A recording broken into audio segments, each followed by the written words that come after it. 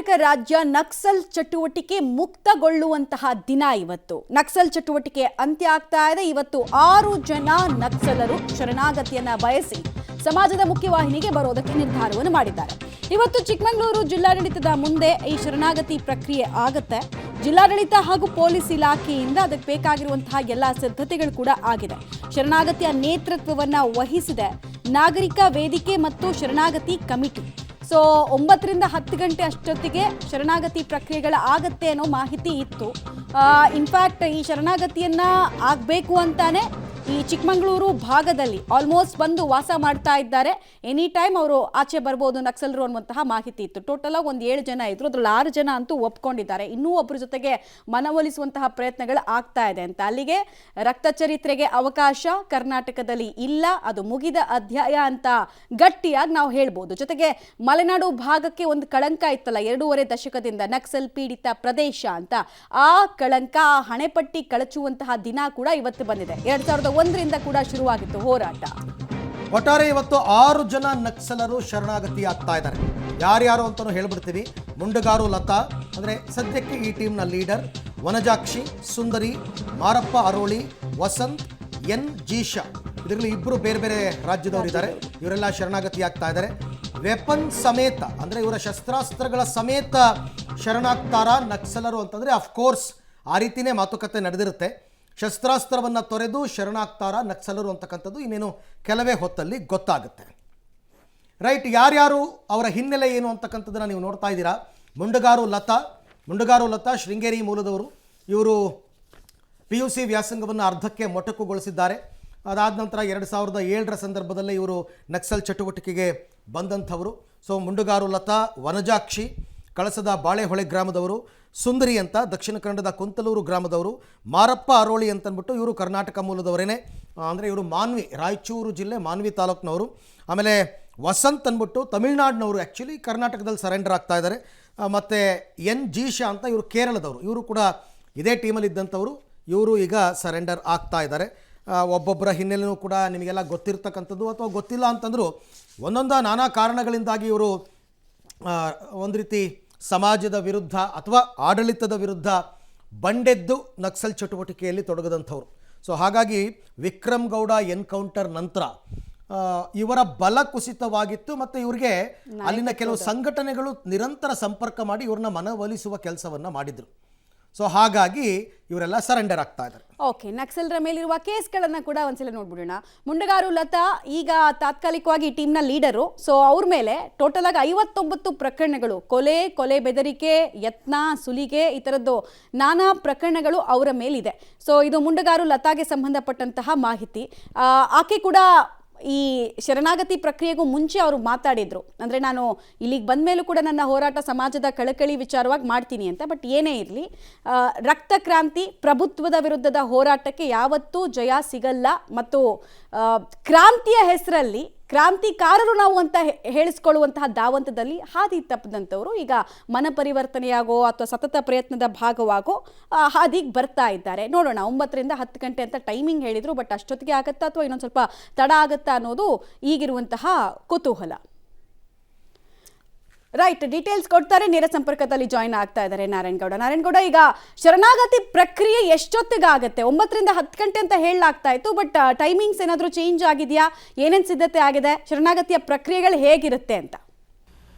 ಮಮತಾ ಅಂತಂದ್ರೆ ಈಗಾಗಲೇ 6 ಜನ ನಕ್ಸಲರು ಸಮಾಜದ ಮುಖ್ಯವಾಹಿನಿಗೆ ಬರೋದಕ್ಕೂ ಕೂಡ ಈಗಾಗಲೇ ಸಿದ್ಧತೆ ನಡೆಸಿರುವಂಥದ್ದು. ಈ ಬಗ್ಗೆ ಜಿಲ್ಲಾಡಳಿತ ಮತ್ತು ಪೊಲೀಸ್ ಇಲಾಖೆ ಕೂಡ ಆ ಎಲ್ಲ ಸಿದ್ಧತೆಯನ್ನು ಕೂಡ ಮಾಡ್ಕೊಂಡಿರುವಂಥದ್ದು. ಅಂತಂದ್ರೆ ಈಗಾಗಲೇ ಅವರು ಟೈಮ್ ಕೊಟ್ಟಿದ್ದಂಥದ್ದು 9 ಗಂಟೆಯಿಂದ 11 ಗಂಟೆ ಒಳಗಡೆ ಅಂತ ಈಗ ಸಿಗ್ತಿರುವಂಥ ಮಾಹಿತಿ ಟೈಮ್ ಕೊಟ್ಟಿರುವಂಥದ್ದು. ಹಾಗಾಗಿ 10:30 ಸುಮಾರಿಗೆ ನಕ್ಸಲರು ಅಂದರೆ 6 ಜನ ನಕ್ಸಲ್ ಇದ್ದಾರೆ, ಅವರು ಜಿಲ್ಲಾಡಳಿತದ ಮುಂದೆ ಹಾಜರಾಗ್ತಾರೆ ಅನ್ನೋ ಒಂದು ಮಾಹಿತಿ ಲಭ್ಯ ಆಗಿರುವಂಥದ್ದು. ಆ ಹಿನ್ನೆಲೆಯಲ್ಲಿ ಈಗಾಗಲೇ ಪೊಲೀಸ್ ಇಲಾಖೆ ಕೂಡ ಎಲ್ಲ ರೀತಿಯ ಸಿದ್ಧತೆ ಕೂಡ ಮಾಡ್ಕೊಂಡಿರುವಂಥದ್ದು. ಒಂದು ಕಡೆ ಅವರು ಐಬಿಗೆ ಬಂದು ಐಬಿಯಿಂದ DC ಆಫೀಸಿಗೆ ಹೋಗ್ತಾರೆ ಅನ್ನೋ ಮಾಹಿತಿ ಇರೋದ್ರಿಂದ ಈಗಾಗಲೇ IB ಹತ್ರನೂ ಕೂಡ ಬಿಗಿ ಪೊಲೀಸ್ ಬಂದೋಬಸ್ತನ್ನು ಮಾಡಿರುವಂಥದ್ದು. ಮತ್ತು ಜಿಲ್ಲಾಧಿಕಾರಿ ಕಚೇರಿ ಸುತ್ತಮುತ್ತಲೂ ಕೂಡ ಆ ಜಿಲ್ಲಾಧಿಕಾರಿ ಕಚೇರಿಗೆ ಬರುವಂಥ ಒಂದು ಗೇಟನ್ನು ಹೊರತುಪಡಿಸಿದ್ರೆ ಇನ್ನೆಲ್ಲ ಮಾರ್ಗಗಳು ಕೂಡ ಬಂದಾಗಿರುವಂಥದ್ದು. ಅಂತಂದರೆ ಅವರು ಬರುವಂಥವ್ರು IB ಗೇಟಿಂದ ಬಂದು ತದನಂತರ ಅವರು ಜಿಲ್ಲಾಧಿಕಾರಿ ಕಚೇರಿಗೆ ಎಂಟ್ರಿ ಕೊಡುವಂಥದ್ದು. ಆದರೆ ಈಗಾಗಲೇ ನಕ್ಸಲರ ಪ್ರಮುಖ ಬೇಡಿಕೆಗಳೇನು ಅಂತ ಇರುವಂಥದ್ದಲ್ಲಿ ಅದರಲ್ಲೂ ಪ್ರಮುಖವಾಗಿ ಯಾವ ಪ್ರಕರಣಗಳಲ್ಲಿ ನಾವು ಭಾಗಿಯಾಗಿಲ್ವೋ ಆ ಪ್ರಕರಣಗಳಿರುವಂಥ ನಮ್ಮ ಕೇಸ್ಗಳನ್ನು ವಾಪಸ್ ತೆಗಿಬೇಕು ಅನ್ನೋದು ಅವರ ಪ್ರಮುಖ ಬೇಡಿಕೆ ಆಗಿರುವಂಥದ್ದು. ಮತ್ತು ಆದಷ್ಟು ಬೇಗ ನಾವು ಸಮಾಜದ ಮುಖ್ಯ ಅಂದರೆ ಕೇಸ್ಗಳನ್ನು ಮುಗಿಸೋದಕ್ಕೂ ಕೂಡ ಬೇಲ್ ಕೊಡಿಸೋದಕ್ಕೂ ಕೂಡ ಕೂಡ ಸರ್ಕಾರ ಮುಂದಾಗಬೇಕು ಅನ್ನೋದು ಅವರ ಪ್ರಮುಖ ಬೇಡಿಕೆ ಆಗಿರುವಂಥದ್ದು. ಈ ಎರಡು ಬೇಡಿಕೆಗಳಿಗೆ ಸರ್ಕಾರ ಹಸಿರು ನಿಶಾನೆ ತೋರಿದ ಮೇಲೆ ಅವರು ಸಮಾಜದ ಮುಖ್ಯವಾಹಿನಿಗೆ ಬರ್ತಾ ಇರುವಂಥದ್ದು. ಹಾಗಾಗಿ ಈಗ ಅವರು ಒಂದು ಈಗೇನು ಅವರು ಸಮಾಜ ಅಂದರೆ DC ಆಫೀಸಿಗೆ ಬರೋದಕ್ಕೆ ಜಿಲ್ಲಾಧಿಕಾರಿ ಕಚೇರಿಯಲ್ಲೂ ಕೂಡ ಮತ್ತೆ ಪೊಲೀಸರು ಎಲ್ಲ ಸಿದ್ಧತೆಯನ್ನು ಕೂಡ ಮಾಡ್ಕೊಂಡಿರುವಂಥದ್ದು. ಮಮತಾ, ನಾರಾಯಣಗೌಡ, ಈಗಾಗಲೇ ಬೇರೆ ಬೇರೆ ರಾಜ್ಯಗಳಲ್ಲೂ ಕೂಡ ಇದೇ ರೀತಿ ನಕ್ಸಲರ ಶರಣಾಗತಿ ಸಂದರ್ಭದಲ್ಲಿ ಸುಪ್ರೀಂ ಕೋರ್ಟ್ನ ಗೈಡ್ಲೈನ್ಸೇ ಇದೆ. ಯಾರು ಸಮಾಜದ ಮುಖ್ಯವಾಹಿನಿಗೆ ಬರೋದಕ್ಕೆ ಸ್ವ ಇಚ್ಛೆ ಪಟ್ಟು ಸರೆಂಡರ್ ಆಗ್ತಾರೋ ಅವರ ಶರಣಾಗತಿಯ ಪ್ರಕ್ರಿಯೆ ಹೀಗೇ ಇರಬೇಕು, ಈ ರೀತಿಯಲ್ಲೇ ಆಗಬೇಕು ಅಂತಂದ್ಬಿಟ್ಟು. ಸೊ ಆ ಪ್ರಕ್ರಿಯೆಯಲ್ಲಿ ಮೊದಲನೇದಾಗಿ ಪತ್ರವನ್ನು ಕೊಡ್ತಾರೆ, ಶರಣಾಗತಿ ಪತ್ರ ಅಂತ ಕೊಡ್ತಕ್ಕಂಥದ್ದು. ಸೊ ಆ ಪ್ರಕ್ರಿಯೆ ಹೇಗೆ ಅಂತ ವಿವರಿಸ್ಬೋದಾ? ಆಮೇಲೆ ಅದಾದ ನಂತರ ಇಮಿಡಿಯೇಟಾಗಿ ಪೊಲೀಸರು ಅವರೆಲ್ಲರನ್ನೂ ಕೂಡ ವಶಕ್ಕೆ ಪಡ್ಕೋತಾರ ಹೇಗೆ ಅಂತ? ಹೌದು ಅರವಿಂದ್, ಅಂತಂದರೆ ಈಗಾಗಲೇ ಕಳೆದ 1.5 ತಿಂಗಳಿಂದಲೂ ಕೂಡ ನಕ್ಸಲರು ಸಮಾಜದ ಮುಖ್ಯವಾಹಿನಿಗೆ ಬರೋಕ್ಕೆ ಪ್ರಯತ್ನ ನಡೀತಾ ಇರುವಂಥದ್ದು. ಆದರೆ ಈ ಹಿಂದೆ ಸಮಾಜದ ಮುಖ್ಯವಾಹಿನಿಗೆ ಬಂದಂಥ ನಕ್ಸಲರು ಅವರಿಗೆ ಅಂದರೆ ಸರ್ಕಾರದಿಂದ ಸಿಗಬೇಕಾದಂಥ ಸೂಕ್ತ ಸೌಲಭ್ಯ ಸಿಕ್ಕಿಲ್ಲ ಅನ್ನೋ ಕಾರಣಕ್ಕೋಸ್ಕರನೇ 1.5 ತಿಂಗಳಿಂದ ತಡ ಆಗಿರುವಂಥದ್ದು. ಅಂತಂದರೆ ಈಗಾಗಲೇ ನಕ್ಸಲರು ಏನು ನಾಗರಿಕ ಸಮಿತಿ ಇದೆ ಮತ್ತು ನಕ್ಸಲ್ ಶರಣಾಗತಿ ಕಮಿಟಿ ಇದೆ, ಆ ಕಮಿಟಿ ಮುಂದೆ ಅವರು 1.5 ತಿಂಗಳಿಂದನೇ ಪತ್ರಗಳನ್ನು ಸಹ ಕೊಟ್ಟಿರುವಂಥದ್ದು. ಅಂತಂದರೆ ನಾವು ಸಮಾಜದ ಮುಖ್ಯವಾಹಿನಿಗೆ ಬರ್ತೀವಿ, ನಮ್ಮ ಬೇಡಿಕೆಗಳು ಹೀಗಿದೆ ಅಂತ ಪತ್ರ ಕೊಟ್ಟಿರುವಂಥದ್ದು. ಆದರೆ ಸರ್ಕಾರ ಬರೋವರೆಗೂ ಒಂದು ರೀತಿ ನಡೆಸ್ಕೊಳ್ಳುತ್ತೆ, ಬಂದ ನಂತರ ಒಂದು ರೀತಿ ನಡೆಸ್ಕೊಳ್ಳುತ್ತೆ ಅನ್ನೋ ಈ ಒಂದು ಹಗ್ಗ ಜಗ್ಗಾಟದಲ್ಲೇ ಅದು ಕಳೆದ 1.5 ತಿಂಗಳಿಂದ ಲೇಟ್ ಆಗಿರುವಂಥದ್ದು. ಆದರೆ ಈಗ ಸರ್ಕಾರ ಅದಕ್ಕೆ ಸಂಪೂರ್ಣವಾಗಿ ಗ್ರೀನ್ ಸಿಗ್ನಲ್ ಕೊಟ್ಟ ಮೇಲೆ ಅವರು ಈಗ ಸಮಾಜದ ಮುಖ್ಯವಾಹಿನಿಗೆ ಬರೋದಕ್ಕೆ ಸಿದ್ಧತೆ ನಡೆಸಿರುವಂಥದ್ದು. ಅರವಿಂದ್, ಹಾಗೆ ಸಂಪರ್ಕದಲ್ಲಿರಿ, ನಿಮ್ಮ ಜೊತೆ ನಾನು ಮತ್ತೆ ಮಾತನಾಡ್ತೀನಿ. ಒಟ್ಟಾರೆ ಪಶ್ಚಿಮ ಘಟ್ಟದಲ್ಲಿ ಅಡಗಿದ್ದ ನಕ್ಸಲರು ಇವತ್ತು ಶರಣಾಗತಿ ಆಗ್ತಾ ಇದ್ದಾರೆ. ಈ ಶರಣಾಗ್ತಾ ಇರುವಂತಹ ನಕ್ಸಲರ ಹಿನ್ನೆಲೆ ಏನು ಅಂತಕ್ಕಂಥದ್ದು ಪ್ರಶ್ನೆ. ಅವರ ಮೇಲಿರ್ತಕ್ಕಂಥ ಕೇಸ್ಗಳು ಯಾವ್ಯಾವುದು, ಎಷ್ಟು ಕೇಸ್ಗಳಿದೆ, ಅವರ ಹಿನ್ನೆಲೆ ಏನು? ಇವರೆಲ್ಲರೂ ಕೂಡ ಸುಮಾರು ವರ್ಷಗಳಿಂದ, ದಶಕಗಳಿಂದ ಪಶ್ಚಿಮ ಘಟ್ಟದಲ್ಲಿ ತಲೆವರೆಸ್ಕೊಂಡಿದ್ದಂಥವ್ರು. ಸೊ ಹಾಗಾಗಿ ಇವ್ರುಗಳ ಮೇಲೆ ಕೇಸ್ಗಳಿದೆ. ಕೊಲೆ ಯತ್ನ, ದರೋಡೆ, ಲೂಟಿ, ಹೀಗೆ ಹಲವಾರು ಕೇಸ್ಗಳಿದೆ. ಸೊ ಅದೆಲ್ಲವೂ ಕೂಡ ಈಗ ಲೆಕ್ಕಾಚಾರ ಬರುತ್ತೆ ಒಂದು ಕಡೆಯಿಂದ. ಈಗ ಮೊದಲನೇದಾಗಿ ನೋಡ್ತಾ ಹೋಗೋಣ. ಮುಂಡಗಾರು ಲತಾ ವಿರುದ್ಧ ಒಟ್ಟು 59 ಪ್ರಕರಣಗಳಿವೆ. ಈ 59 ಪ್ರಕರಣಗಳು ಕೂಡ ಕೋರ್ಟ್ನಲ್ಲಿ ಇತ್ಯರ್ಥವಾಗಬೇಕು. ಅಲ್ಲಿ ತನಕ ಅವರು ಹೊರಗಡೆ ಬರೋಕ್ಕಾಗಲ್ಲ. ಇನ್ನು ಸುಂದರಿ ಇವರ ವಿರುದ್ಧ ಉಡುಪಿ ಮತ್ತು ದಕ್ಷಿಣ ಕನ್ನಡದಲ್ಲಿ 3 ಕೇಸ್ಗಳು ದಾಖಲಾಗಿದೆ. ಅದನ್ನು ಅವರು ಕ್ಲಿಯರ್ ಮಾಡ್ಕೋಬೇಕಾಗುತ್ತೆ, ಸರ್ಕಾರ ಹೆಲ್ಪ್ ಮಾಡಬೇಕು. ಇನ್ನು ಜಯಣ್ಣ ಮೇಲೆ ಉಡುಪಿ ಮತ್ತು ಮಂಗಳೂರಿನಲ್ಲಿ 3 ಪ್ರಕರಣಗಳಿವೆ. ಅವರು ಕೂಡ ಇವತ್ತು ಸರೆಂಡರ್ ಆಗ್ತಾ ಇದ್ದಾರೆ. ವನಜಾಕ್ಷಿ ವಿರುದ್ಧ ದಾಖಲಾಗಿದೆ ಒಟ್ಟು 15 ಪ್ರಕರಣಗಳು. ಕೆ ವಸಂತ ಮತ್ತು TN ಜೀಶಾ ಇವರು ಬೇರೆ ಬೇರೆ ರಾಜ್ಯದವರು, ತಮಿಳುನಾಡು ಮತ್ತು ಕೇರಳದವರು. ಇವ್ರ ವಿರುದ್ಧನೂ ಕೂಡ ಕೇಸ್ಗಳು ದಾಖಲಾಗಿದೆ. ಸೊ ಇದು ಒಟ್ಟು ಇವ್ರ ಮೇಲೆ ಇರ್ತಕ್ಕಂಥ ಕೇಸು. ಹೈಯೆಸ್ಟ್ ಇರ್ತಕ್ಕಂಥದ್ದು ಮುಂಡಗಾರು ಲತಾ ವಿರುದ್ಧ 59 ಪ್ರಕರಣಗಳಿವೆ. ಈ 59 ಪ್ರಕರಣಗಳಲ್ಲಿ ಸರ್ಕಾರ ಏನಾದರೂ ಕೇಸ್ಗಳನ್ನ ವಾಪಸ್ ಪಡ್ಕೊಳ್ಳುತ್ತಾ, ಅಥವಾ ಇದು ಕೋರ್ಟ್ ಹಂತಕ್ಕೆ ಹೋದಾಗ ಕೋರ್ಟ್ನಲ್ಲೇ ಡಿಸೈಡ್ ಆಗಬೇಕು ಅಂತಂದರೆ ಸರ್ಕಾರ ಯಾವ ರೀತಿ ಸಹಕಾರ ಕೊಡುತ್ತೆ ಅಂತಕ್ಕಂಥದ್ದು ಬಹಳ ಮುಖ್ಯವಾಗಿ ಬೇಕಾಗಿರ್ತಕ್ಕಂಥ ವಿಚಾರ. ಇದೆಲ್ಲ ಪ್ರಕ್ರಿಯೆಗಳು ಮುಗಿದು ಕೋರ್ಟ್ನಿಂದ ಇವರು ರಿಲೀಸ್ ಆಗಿ ಹೊರಗಡೆಗೆ ಬರಬೇಕಾಗತ್ತೆ. ಈ ಬಗ್ಗೆ ಮತ್ತಷ್ಟು ಮಾಹಿತಿ ನನ್ನ ಕೊಲೀಗ್ ನಾರಾಯಣಗೌಡ ಅವರಿಂದ ಪಡ್ಕೊಳ್ಳೋಣ. ನಾರಾಯಣಗೌಡ, ಈಗ ಒಬ್ಬೊಬ್ಬರ ವಿರುದ್ಧನೂ ಇಷ್ಟೊಂದು ದೂರುಗಳೆಲ್ಲ ದಾಖಲಾಗಿರೋದ್ರಿಂದ ಇವರು ಸರೆಂಡರ್ ಆದ ನಂತರ ಇವೆಲ್ಲ ಕೋರ್ಟ್ನಲ್ಲೇ ಇತ್ಯರ್ಥವಾಗಬೇಕಾಗುತ್ತಾ? ಸರ್ಕಾರ ಏನಾದರೂ ಕೇಸನ್ನು ವಾಪಸ್ ತಗೊಳ್ತಕ್ಕಂಥ ಸಾಧ್ಯತೆಗಳಿದೆಯಾ? ಇದೆಲ್ಲ ಮುಗಿಸ್ಕೊಂಡು ನಿರ್ದೋಷಿಯಾಗಿ ಹೊರಗಡೆಗೆ ಬರೋದಕ್ಕೆ ಎಷ್ಟು ಸಮಯಾವಕಾಶ ಬೇಕಾಗಬಹುದು? ಅರವಿಂದ್, ಹೌದು. ಅಂತಂದ್ರೆ ಈಗ ಏನು ಪ್ರಮುಖವಾಗಿ ಚಿಕ್ಕಮಗಳೂರು ಜಿಲ್ಲೆಯಲ್ಲಿ ಮುಂಡಗಾರ ಲತಾ ಮೇಲೆ ಚಿಕ್ಕಮಗಳೂರು ಜಿಲ್ಲೆಯಲ್ಲಿ 33 ಪ್ರಕರಣಗಳು ಇರುವಂಥದ್ದು, ಮತ್ತೆ ಉಡುಪಿ ಹಾಗೂ ಮಂಗಳೂರಿನಲ್ಲಿ ಉಳಿದಂಥ ಪ್ರಕರಣ ಅಂದರೆ ಆಕೆ ಮೇಲೆ ಒಟ್ಟು 59 ಪ್ರಕರಣಗಳು ಇರುವಂಥದ್ದು. ಈಗ ಸರ್ಕಾರ ಅವರಿಗೆ ಮಾತು ಕೊಟ್ಟಿದೆ ಅನ್ನೋ ಕಾರಣಕ್ಕೋಸ್ಕರ 59 ಪ್ರಕರಣಗಳನ್ನು ಕೂಡ ವಾಪಸ್ ತಗೊಳ್ಳೋದಕ್ಕೆ ಆಗೋದಿಲ್ಲ. 59 ಪ್ರಕರಣಗಳಿಗೂ ಕೂಡ ರಿಪೋರ್ಟ್ ಹಾಕೋದಕ್ಕೂ ಆಗೋದಿಲ್ಲ. ಆದರೆ ಸರ್ಕಾರ ಅವರಿಗೆ ಒಂದು ಭರವಸೆ ಕೊಟ್ಟಿರುವಂಥದ್ದು, ಯಾವ ಪ್ರಕರಣದಲ್ಲಿ ನೀವು ಇರಲಿಲ್ವೋ ಆ ಪ್ರಕರಣದಲ್ಲಿ ನಿಮ್ಮನ್ನ ಕೈ ಬಿಡ್ತೀವಿ ಅಂದರೆ ಆ ಕೇಸ್ಗಳನ್ನ ವಾಪಸ್ ತಗೊಂತೀವಿ ಅಂತ ಒಂದು ಭರವಸೆ ಕೊಟ್ಟಿರುವಂಥದ್ದು. ಜೊತೆಗೆ ನಿಮಗೆ ಆದಷ್ಟು ಬೇಗ ಅಂದರೆ ಬೇಲ್ ಸಿಗೋ ಥರ ಒಂದು ವ್ಯವಸ್ಥೆ ಮಾಡ್ತೀವಿ ಅಂತಲೂ ಕೂಡ ಅವ್ರ ಮೇಲೆ ಭರವಸೆ ಕೊಟ್ಟಿರುವಂಥದ್ದು. ಆದರೆ ಈಗ ಆ ಹಿನ್ನೆಲೆಯಲ್ಲಿ ಮುಂಡಗಾರ ಲತಾ ಮತ್ತು ಇವು ಏನು ಸುಂದರಿ ಆಗ್ಬೋದು ಅಥವಾ ಜಯಣ್ಣ ಆಗ್ಬೋದು, ಇವ್ರ ಮೇಲೆ 2-3 ಪ್ರಕರಣಗಳಿರುವಂಥದ್ದು. ಅದು ಆ ಪ್ರಕರಣಗಳು ಯಾವ ಮಟ್ಟದ ಪ್ರಕರಣಗಳು ಅನ್ನೋದ್ರ ಮೇಲೆ ಅದು ಮುಂದೆ ಡಿಪೆಂಡ್ ಆಗುವಂಥದ್ದು. ಆದರೆ ಪ್ರಮುಖವಾಗಿ ಇಲ್ಲಿರುವಂಥದ್ದು 59 ಪ್ರಕರಣ ಇರುವಂಥ ಮುಂಡಗಾರ ಲತಾನೇ ಇಲ್ಲಿ ಮೇಜರ್ ಆಗಿರುವಂಥದ್ದು. ಆದರೆ ಈಗ ಬರ್ತಿರುವಂಥ ನಕ್ಸಲರು ಕೂಡ ಸಮಾಜದ ಮುಖ್ಯವಾಹಿನಿಗೆ ಬಂದ ನಂತರ ಜಿಲ್ಲಾಧಿಕಾರಿ ಕಚೇರಿಯಲ್ಲಿ ಅವರ ಮೇಲೆ ಯಾವ ಕೇಸ್ ಇದೆ ಅನ್ನೋದನ್ನು ಕೂಡ SP ಅವರು ಕೂಡ ಹೇಳುವಂಥದ್ದು ಮತ್ತು DC ಅವರು ಕೂಡ ಹೇಳುವಂಥದ್ದು. ಆದರೆ ಆದರೆ ಈ ಒಂದು ಶರಣಾಗತಿ ಪ್ರಕ್ರಿಯೆ ಮುಗಿದ ತಕ್ಷಣ ಅವ್ರನ್ನ ತಕ್ಷಣ ಅಂದರೆ ಜಿಲ್ಲಾಧಿಕಾರಿ ಕಚೇರಿಯಿಂದ ಹೊರಗಡೆ ಬಂದ ತಕ್ಷಣ ಪೊಲೀಸರು ಅವರನ್ನು ವಶಕ್ಕೆ ಪಡೆಯುವಂಥದ್ದು ಮತ್ತು ಕೋರ್ಟಿಗೆ ಪ್ರೊಡ್ಯೂಸ್ ಮಾಡುವಂಥದ್ದು, ತದನಂತರ ಅದು ಕಾನೂನಿನ ಪ್ರಕ್ರಿಯೆ ಮುಂದುವರಿಯುವಂಥದ್ದು. ಆದರೆ ಈಗ ಸದ್ಯಕ್ಕೆ ಮುಂಡ್ಗಾರ ಲತಾ ಮೇಲೆ ಇರುವಂಥದ್ದಾಗ್ಬೋದು ಮತ್ತು ಬೇರೆಯವ್ರ ಮೇಲೆ ಇರುವಂಥ ಪ್ರಕರಣಗಳನ್ನು ಕೂಡ ಜಿಲ್ಲಾಡಳಿತ ಅಂದರೆ ಸರ್ಕಾರ ಈಗ ಯಾವ ಪ್ರಕರಣದಲ್ಲಿ ನೀವು ಭಾಗಿಯಾಗಿಲ್ವೋ ಆ ಪ್ರಕರಣಗಳನ್ನು ನಾವು ವಾಪಸ್ ತಗೊಂತೀವಿ ಮತ್ತು ಆದಷ್ಟು ಬೇಗ ನಿಮಗೆ ಬೇಲ್ ಸಿಗೋಕ್ಕೆ ಏನು ವ್ಯವಸ್ಥೆ ಮಾಡಬೇಕು ಆ ವ್ಯವಸ್ಥೆ ಮಾಡ್ತೀವಿ ಅಂತ ಸರ್ಕಾರ ಮಾತು ಕೊಟ್ಟ ಮೇಲೆ ಈಗ ಅವರು ಸಮಾಜದ ಮುಖ್ಯವಾಹಿನಿಗೆ ಬರೋಕ್ಕೆ ಸಿದ್ಧತೆ ನಡೆಸಿರುವಂಥದ್ದು. ಆದರೆ ಈಗ ಮಾಜಿ ನಕ್ಸಲರು ಕೂಡ ಹೇಳುವಂಥ ಒಂದು ಅಂದರೆ ಸರ್ಕಾರ ನಾವು ಬಂದ ಮೇಲೆ ಒಂದು ರೀತಿ ನಡೆಸ್ಕೊಳ್ಳುತ್ತೆ, ಬರೋದಕ್ಕಿಂತ ಮುಂಚೆ ಒಂದು ಹೇಳಿರುತ್ತೆ ಅನ್ನೋ ಆರೋಪ ಸರ್ಕಾರದ ಮೇಲೆ ಇವತ್ತಿಗೂ ಕೂಡ ಇರುವಂಥದ್ದು. ಆದರೆ ಈಗ ಈ ಪ್ರಕರಣದಲ್ಲಿ 6 ಜನ ನಕ್ಸಲರು ಹೊರಗಡೆ ಬರ್ತಿರುವಂಥದ್ದು. ಈಗ ಈ ಪ್ರಕರಣದಲ್ಲಿ ಸರ್ಕಾರ ಯಾವ ರೀತಿ ನಡ್ಕೊಳ್ಳುತ್ತೆ ಅನ್ನೋದು ಕೂಡ ಈಗ ಕುತೂಹಲವಾಗಿರುವಂಥದ್ದು. ಓಕೆ ನಾರಾಯಣಗೌಡ, ಥ್ಯಾಂಕ್ ಯು ತಮ್ಮ ಎಲ್ಲ ಮಾಹಿತಿಗೆ. ಅವ್ರಿಗಿರ್ತಕ್ಕಂಥ ಹೆದರಿಕೆ ಈ ಹಿಂದಿನ ಕೆಲವು ಘಟನೆಗಳಲ್ಲಿ ಸರ್ಕಾರ ಹೇಳ್ದಂಗೆ ನಡ್ಕೊಂಡಿಲ್ಲ. ನೀವು ಸರೆಂಡರ್ ಆಗೋ ತನಕ ಒಂದು ರೀತಿ ನೋಡ್ಕೋತೀರಾ, ಸರೆಂಡರ್ ಆದಮೇಲೆ ಇನ್ನೊಂದು ಥರ ಮಾಡ್ತೀರಾ ಅಂತಂದ್ಬಿಟ್ಟು ಇತ್ತೀಚೆಗೆ ಕೆಲವು 1 ತಿಂಗಳು 2 ತಿಂಗಳ ಹಿಂದೆ ಕೆಲವರು ಆ ಥರ ಆರೋಪ ಮಾಡಿದ್ರು, ಸರ್ಕಾರ ನಮ್ಮನ್ನು ಸರಿಯಾಗಿ ನಡೆಸ್ಕೊಳ್ತಾ ಇಲ್ಲ ಅಂತ. ಹಾಗಾಗಿ ಅವರು ಸ್ವಲ್ಪ ಹಿಂದೆ ಮುಂದೆ ನೋಡ್ತಾ ಇದ್ದಾರೆ. ಮುಖ್ಯವಾಹಿನಿಗೆ ಬರೋದಕ್ಕೆ ಇಚ್ಛಿಸಿರುವಂತಹ ನಕ್ಸಲರು ಸರ್ಕಾರದ ಮುಂದೆ ಕೆಲ ಬೇಡಿಕೆಗಳನ್ನ ಇಟ್ಟಿದ್ದಾರೆ ಅಂತ ನಾವು ಈಗಷ್ಟೇ ಮಾಹಿತಿ ನಿಮಗೆ ಕೊಡ್ತಾ ಇದ್ವಿ. ಆ ಬೇಡಿಕೆಗಳ ಹೈಲೈಟ್ಸ್ ಜಸ್ಟ್ ಏನು ಅನ್ನೋದನ್ನ ಕೂಡ ನಾವು ಹೇಳ್ತೀವಿ. ಶರಣಾಗೋದಕ್ಕೆ ನಕ್ಸಲರು ಇಟ್ಟಂತಹ ಬೇಡಿಕೆ ಏನ್ ಗೊತ್ತಾ? ಮುಖ್ಯವಾಹಿನಿಗೆ ಬರ್ತಾ ಇದ್ದಾರೆ, ಶಸ್ತ್ರತ್ಯಾಗವನ್ನು ನಾವು ಮಾಡ್ತೀವಿ, ಜನರ ಜೊತೆಗೆ ಬೆರಿತೀವಿ, ಜೊತೆಗೆ ಕಾನೂನಿನ ಪ್ರಕ್ರಿಯೆಗಳು ಪ್ರಜಾಪ್ರಭುತ್ವಕ್ಕೆ ನಾವು ಕೊಡಬೇಕಾದಂತಹ ರೆಸ್ಪೆಕ್ಟ್ ಕೊಡ್ತೀವಿ, ಆದರೆ ನಮ್ದೊಂದಷ್ಟು ಬೇಡಿಕೆಗಳು ಇದ್ದಾವೆ, ಶಸ್ತ್ರತ್ಯಾಗ ಮಾಡಿ ನಾವು ಬರಬೇಕಂದ್ರೆ ಇಂಥ ಬೇಡಿಕೆಗಳನ್ನ ಈಡೇರಿಸಬೇಕು ಅಂತ ಕೇಳ್ಕೊಂಡಿದ್ದಾರೆ. ಹಲವು ಸುತ್ತಿನ ಮಾತುಕತೆಗಳು ಕೂಡ ಆಗಿದೆ. ಸೊ ಆ ಬೇಡಿಕೆಗಳ ಭಾಗ ಬಂತು ನೋಡಿ.